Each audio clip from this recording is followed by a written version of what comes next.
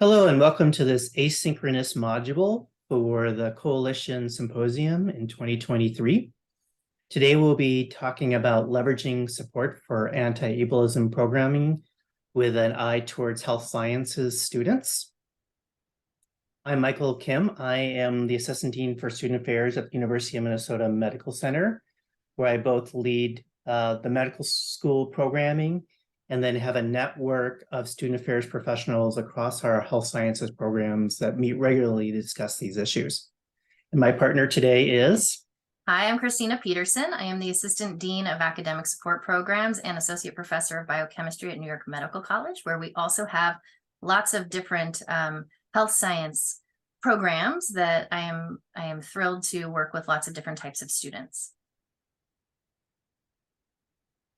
So whenever you're thinking about creating or improving a program or process, you really want to optimize your success by creating a strategic plan and going through the structure of a strategic planning in order to really get the most benefit out of your process.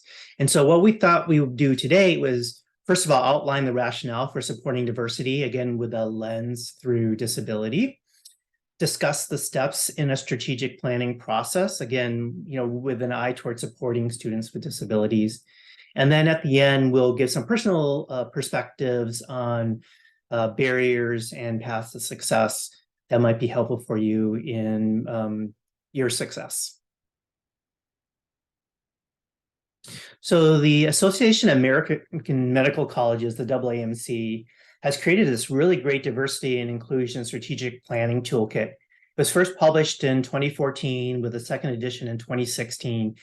And that second edition is still available for purchase from the AAMC. But now on their webpage, they have actually created for free the whole process lined out in a guided way. And so again, we thought it would be best use of this time to walk you through that process with our perspectives and having done this before with students with disabilities.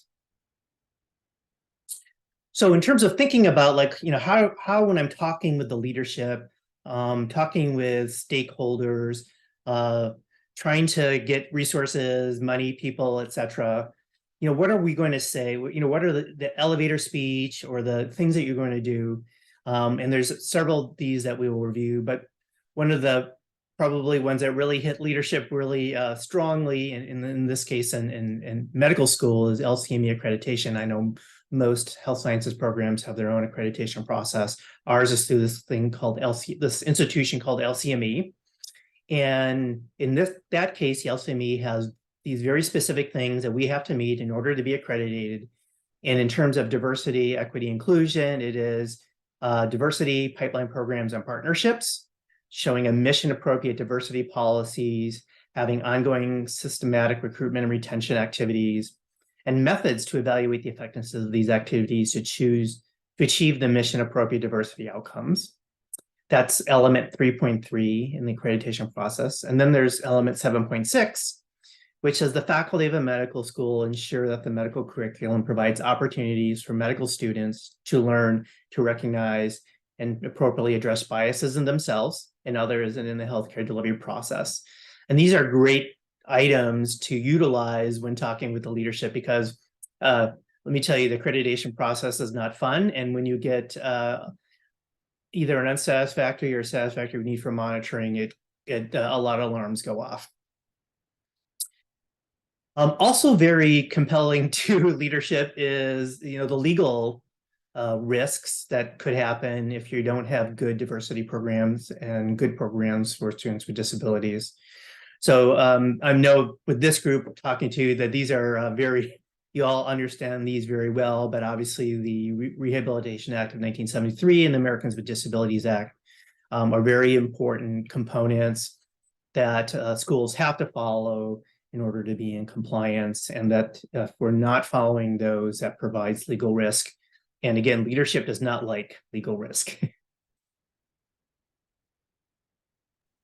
Great. So I'll go ahead and talk through kind of the business case for diversity and inclusion. So in specifically focusing on physicians with disabilities, the ability to provide better care to patients is actually been proven. We've seen that there's lots of support in the literature that shows that physicians with disabilities actually have more compassion toward patients, and that people who have disabilities are more likely to seek out their care and actually comply with the healthcare decisions that are being made in a partnership with their physician or with their clinician, and improving the care of others. So in other words, when there's somebody on the staff or on the team that does have a disability, then that often kind of helps to train other folks on the team in terms of how to best support patients with disabilities. So not only are we helping to improve care and improve potential satisfaction among patients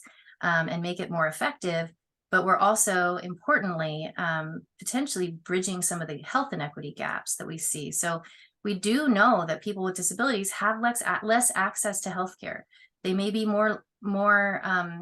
they may be less likely to actually seek out healthcare and more concerned about not being able to find a healthcare provider that can understand their needs. And so by having more physicians that have disabilities to be able to understand patient care needs, not only can that help with the business model of improving patient satisfaction, and potentially catching things earlier, it can also help to improve those health disparities in so doing. In the case for excellence, so we talk about this idea that having a diverse student body and faculty, actually there's evidence to show that there's a strong positive effect on the quality of the medical education that's provided to learners. And so in order to really recognize or realize this kind of excellence in education, we have to have a strong diversity. And that includes, of course, persons with disability being admitted and supported through their time in the curriculum. So of course, we want to think in this lens of thinking through students with disabilities to really ensure full inclusion. It's important kind of at the leadership level to value full accessibility. So that's physical accessibility, accessibility in curriculum, accessibility in learning experiences for all students. So that really does need to be taken into account as different facilities are looked at, as different curricula are built, and perhaps some of it might need to be altered in order to make it more accessible. So that's important in achieving excellence in diversity and inclusion. But what is this also doing to help our students, right? In the context of having a more diverse campus, a more diverse group of both students and faculty and staff, we hope to be able to break down some stereotypes and biases. We also want to challenge some assumptions that people may have had, perhaps hadn't been exposed to certain types of people and had not had the opportunity to have relationships with people from different backgrounds. And so challenging maybe some of those assumptions that they perhaps had prior to coming to our campus, broadening perspectives about racial, ethnic, and cultural differences, and learning to kind of understand better, have greater awareness, and also to celebrate one another and celebrate our differences and learn more. Just kind of come into it with an attitude of curiosity and excitement for learning more. Broadening students' understanding of the effects of language and culture on medical care. So we want them, of course, we often use the term cultural competency. We want them to achieve cultural competency. And so we want them to understand that the way they communicate with their patients, the way they use language, or the way potentially, if we're thinking about utilizing ASL, the way that they interact with an interpreter and their patient. Are they focusing on the interpreter, or are they focusing on the patient? That can make a big difference in how the person who's a patient with a hearing impairment feels about their time with that physician or that clinician. And so this idea of achieving cultural competency applies to all these different groups of people within the umbrella of diversity and inclusion, of course, including the folks we're mostly focused on today, which are persons with disabilities. The next step we wanted to go through is really thinking about the strategic planning process and the steps it takes. And again, these are well outlined on the AAMC website, although it's more generally about diversity, equity, and inclusion. And again, we wanted to walk through these with an eye towards supporting students with disabilities. So you can see the tasks here. We won't go through all of them. We'll go through some of the early ones here in terms of the process of getting this started. So obviously, you really want to know your stakeholders, and should be very clear that there are a lot of stakeholders in this area. The deans, directors, others in leadership positions who are in the position of making decisions, providing funding or other resources, creating positions. Those are all very important things, and you need those people involved in this process. Most schools now have an office specifically overseeing diversity, equity, inclusion, and you want to engage those individuals. We do see students with disabilities as similar to an underrepresented group in the medical school. There's by the statistical numbers, they are very much like an underrepresented group, and there's data out there to show that they are at risk for marginalization similarly. And there's some preliminary data and growing data that there's also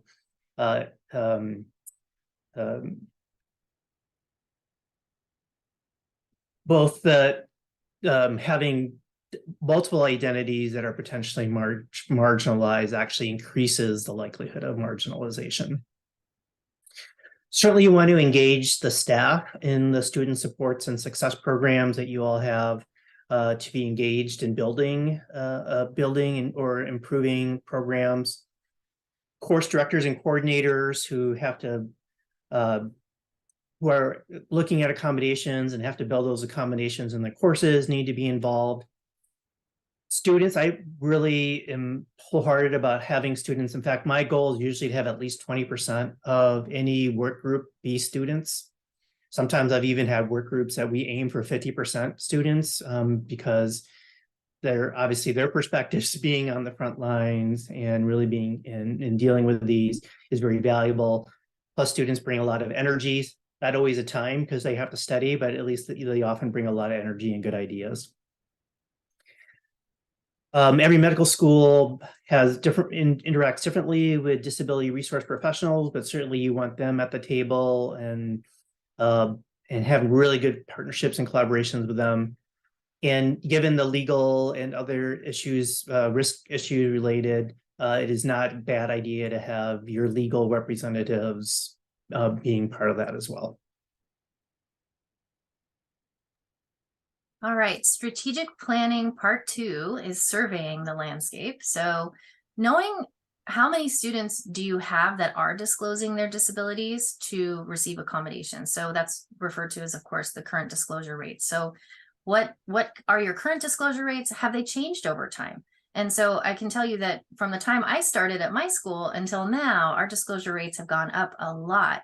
Because when I first got there, we had a senior associate dean doing the accommodations. And then when it transferred over to me, the number of students that were disclosing was considerably less than it is now that we have someone in our office that is completely conflict of interest free and does not have any role in the evaluative process of students. So we get more students disclosing, in part, I think, because of the change in structure, but also because of the destigmatization. We tried to go around and we've taught a lot about awareness of disabilities and tried to also make it very known at the very beginning of when they are admitted that we value the accommodations process and we value persons with disabilities. And so we encourage them to disclose as early as possible and get the accommodations that they require.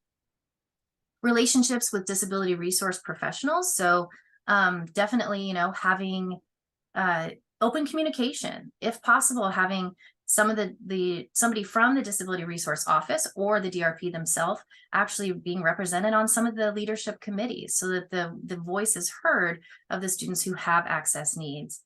Student perspectives, this is really important. So understanding, what do students think about the resources that are available?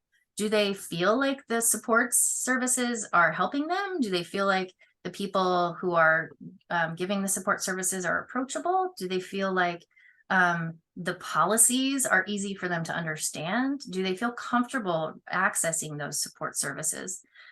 Leaves of absence. What's the policy for a leave of absence, for taking a leave of absence? And how easy or hard is it? And looking at what some of those processes are in place and things that might pose barriers for persons with disabilities who potentially might have an exacerbation of symptoms and need to take a step out for a time. Delays in graduation. So thinking about, if there's somebody who does have to maybe go on a decelerated schedule or somehow ends up off track or off cycle because of potentially maybe a short leave of absence, what are the delays in graduation that might result? And this will be different for each program, unfortunately. So kind of looking at that, and are there ways that we can change the system to potentially fix some of the things that some of the students have concerns about, like re-looking at some of these systems in place and policies from the perspective of a student who does have a disability. So getting their perspective is really important. Written policies, which I guess I've just preempted myself, definitely looking at these policies and thinking about, gosh, the first one would of course be the technical standards, essential functions, and looking at what is required of someone who's coming in. What are people seeing when they're looking at potentially applying to my school?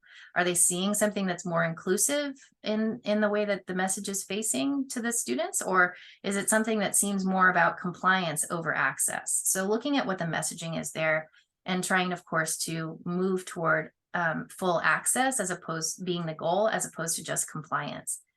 Duty hours, what do they look like? Are there any opportunities for some changes or alterations in duty hours as a result of specific needs? There should be, right? Because of an accommodation. So what do duty hours look like? Have there been accommodations in place where duty hours have been altered? And what is the culture around those duty hours? And what are sort of the faculty perspectives on that? And how much awareness does the faculty have that we do have a requirement to provide accommodations for certain parts of our curriculum, including some of the timeframes that somebody may be actually required to be in the clinic. Excused absences, what's that process? What kind of documentation are they requiring? How does that go? What process is it? Who has to know about it? All those things are things to look at in terms of understanding where some of the barriers may lie in terms of a structural approach. And then academic standing, thinking about if somebody has to go through a promotions committee, potentially, let's say somebody has an exacerbation of disability related symptoms and then doesn't do so well in a particular semester, and then that impacts their academic standing.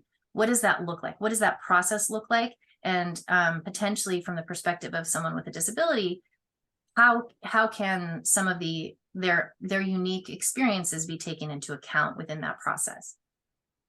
Definitely looking at what is on your website, your admission site, which of course is the first one that incoming students or potential students are going to look at, and seeing if it's welcoming and talking about valuing diversity and inclusion, including persons with disabilities.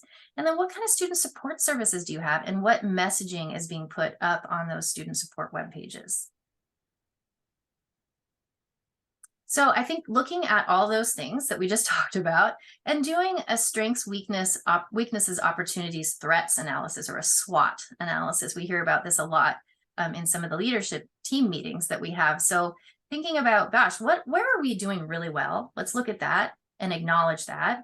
But where are we falling short? And this might require, talking to all those different stakeholders that Dr. Kim mentioned. What are some of the opportunities? Meaning, what could we do better, and where are those specific opportunities located? Or is it a policy? Is it multiple policies? Is it in the student learning environment, etc.? And then what are some of the threats? What are some of the risk factors? What are some things we need to be concerned about based on some of our weaknesses? And of course, that might inform some of the opportunities we might want to take in order to mitigate some of those risks. So we want to also consider the commitment of the leadership to diversity and inclusion with respect to students with disabilities. And then also part of the structure of how the medical school is put together, or how the health science clinical program is put together. So having a specialized disability resource professional to actually support those that are in clinical rotations. That is something that's really different from undergraduate programs. Somebody who is on a campus that has an undergraduate group, but the disability services is housed there, can be challenging if you don't have someone that specializes in understanding how the curriculum works in a clinical program. Definitely looking at the learning environment and the campus climate, which we kind of mentioned earlier.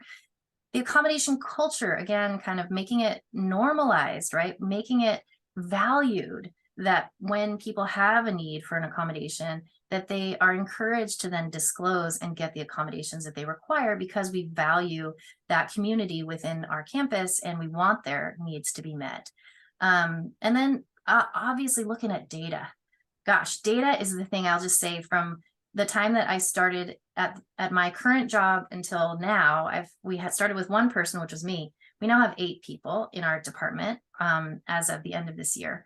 And so the way we did that was by collecting data and promoting our services by saying, these are the needs, this is what we're seeing, and this is what we need in order to meet those needs. So it all was data driven.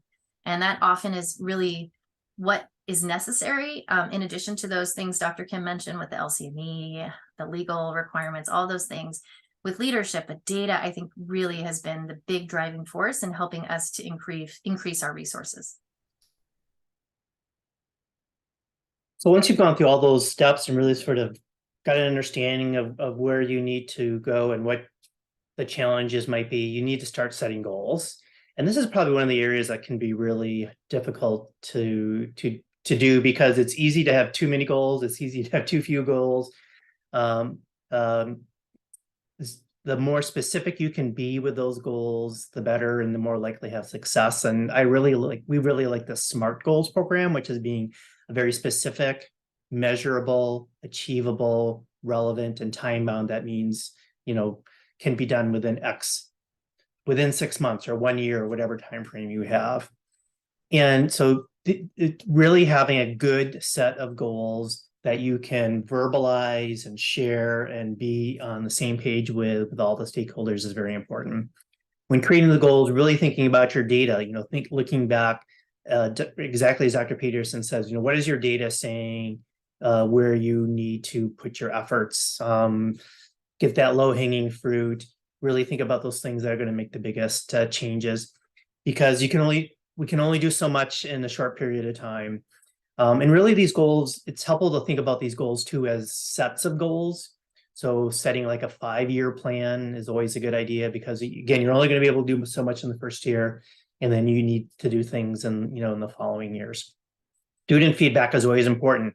I have never done a major change in my work without having some unintended consequence or challenge that students have in changing. It's understandably, students change can be very challenging for students as they're adapting to new or different expectations, trying to understand what that means for them. And so really getting student feedback and being able to educate and alter the goals or change the goals is really important. In terms of student feedback, I think it's really important not just to rely on big surveys, which can really drown out very nuanced, important information, or rely on unsolicited feedback, which may, again, not truly represent the student body. And so I'm a really big fan of creating focus groups where you're choosing individuals based on the contribution that they give, and bringing them in and really talking about it, have a conversation about what's going on, versus these are the results of a survey, or this is what a student was unsolicited concerns talking about.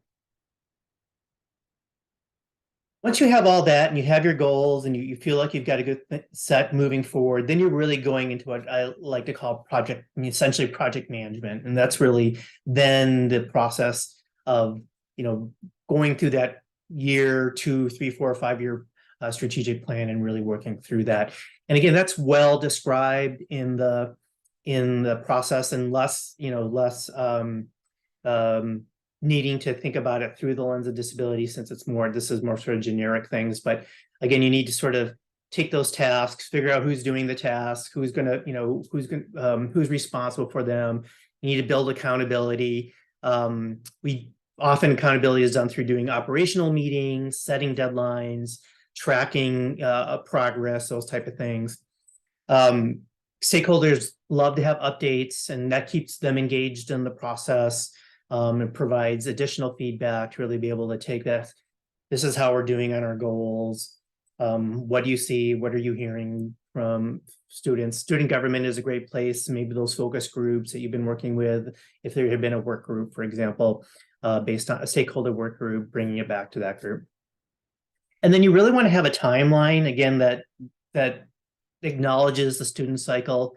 You don't want to do, a big educational thing the week before finals, those type of things. Really want to be cognizant of that.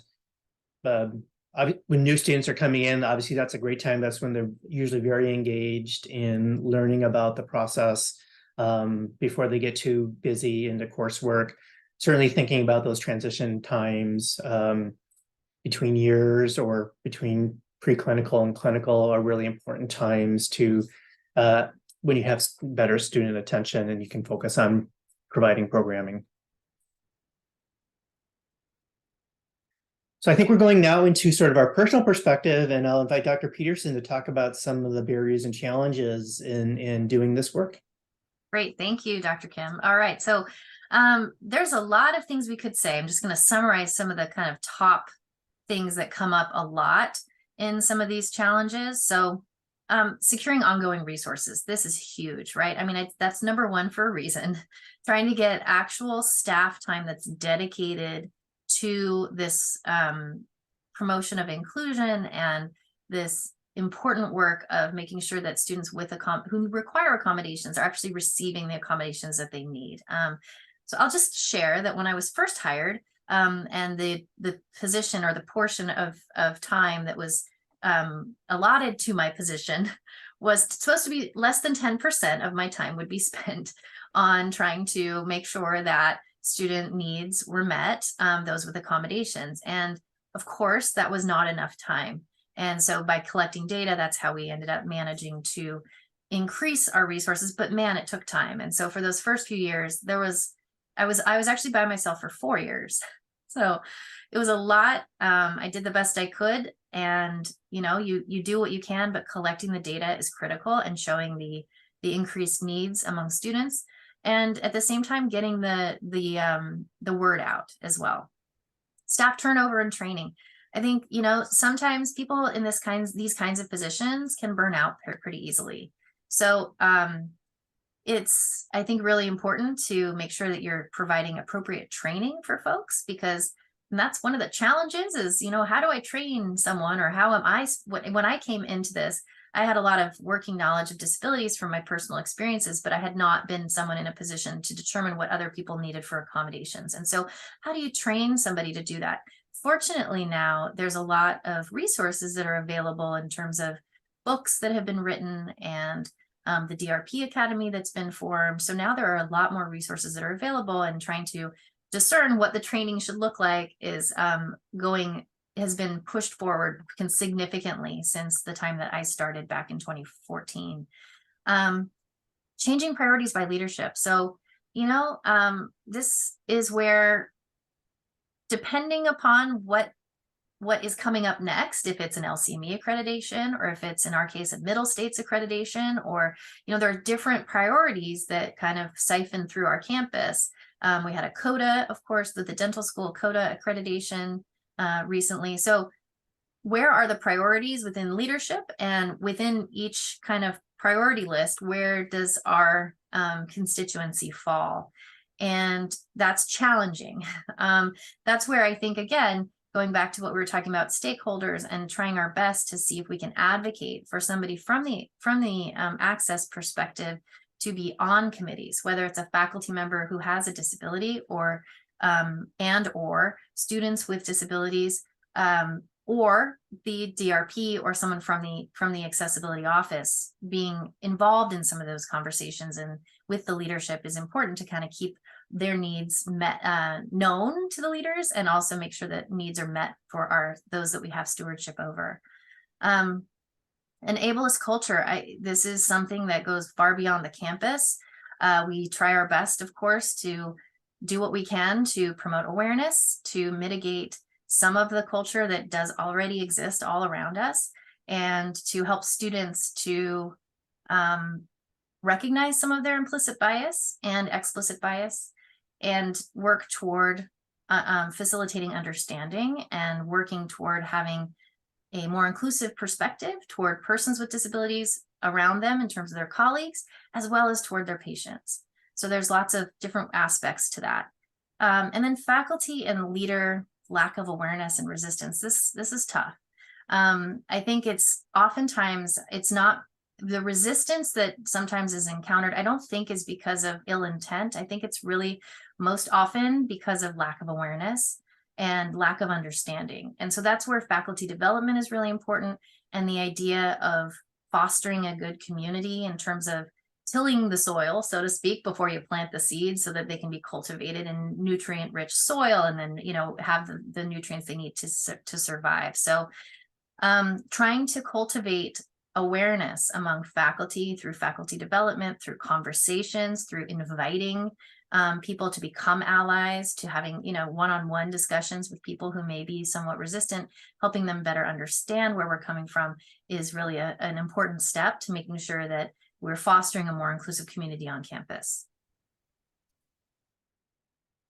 So on the flip side, things that we have found to really help programs be successful is number one, engage students. And this has already been a theme that we've discussed, but really including students in the process. We often will include student government, in part because they have, because of that responsibility that they have to oversee students, and student groups, but also because they often are able to communicate things, and students will often read their emails, but not mine. Oftentimes there are student groups that specifically would be helpful in getting their feedback on the programming that you're creating or improving. And often there are student advocacy groups that you can tap into to, again, they're busy, but again, they can provide a lot of energy. And we know that leaders listen to students when they speak up. Having a very strong collaboration with DRPs is definitely a key to success. At my institution, I work very closely with our DRPs and really see them as equal partners in this process. Maybe even they're more equal than I am in terms of the process. But you know, really having DRPs that know your program environment, know the pain points there, can anticipate what accommodations are going to be most useful is really important. And then that DRP also needs to be firewalled somewhat from leadership. In my case, as the Dean of Student Affairs, I need there to be a firewall between me and the students being able to disclose privately health information to them. So, you know, really seeing that in a way that DRPs are really the ones that are processing, and then we are the ones that are facilitating then the accommodations once it's set. As we've talked before, really using data is important. Data. You can't have a successful program without really being able to show data, and that's really influential to leaders. Using narratives, student narratives, practitioner narratives are really important in both in creating programs and sustaining programs. And then partnerships with other health sciences programs. I mentioned I am in a partnership with others and really able to bounce ideas and see how other health science programs are doing things is really, really powerful. So the whole list of different resources, maybe Dr. Petersen can talk about some of these. Yeah, so just there are some wonderful Coalition Corner articles, which you can see references to in on our website. Of course, you can also, most of your libraries subscribe, or you can do an interlibrary loan. And so grabbing and getting a hold of some of those, the copies of those actual articles. We've also included kind of a list of some articles that would be supportive and helping you as you consider how you might go ahead and approach this kind of this kind of garnering of resources and trying to get support for either additional DRPs time or additional access services or additional accommodation services, etc. So as you're trying to advocate, we encourage you to look at some of these resources and feel free to reach out to me by email if you have any questions, and I'll turn the time back over to Dr. Kim.